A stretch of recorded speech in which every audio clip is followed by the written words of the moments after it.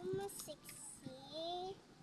Good morning guys. Good afternoon. Good afternoon. Saan nga punta? Sa eskwelahan po guys. Pauwi. Pauwi. Pauwi na kami guys. Galing sa school.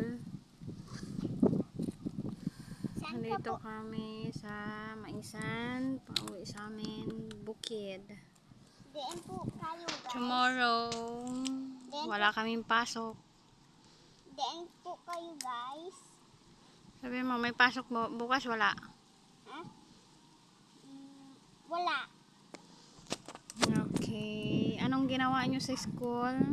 Magsulat, magkanta, sayaw. Kaya mag-irig po. Okay. Ganda ng dagat guys. So, grabe lang init. Diyan yung inyong balay guys.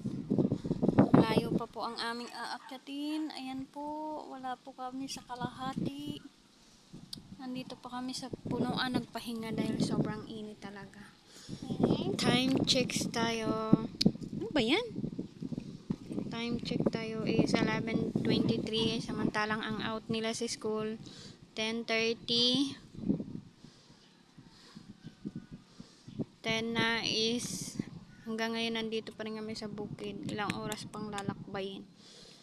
Check time is darating kami doon 12:30.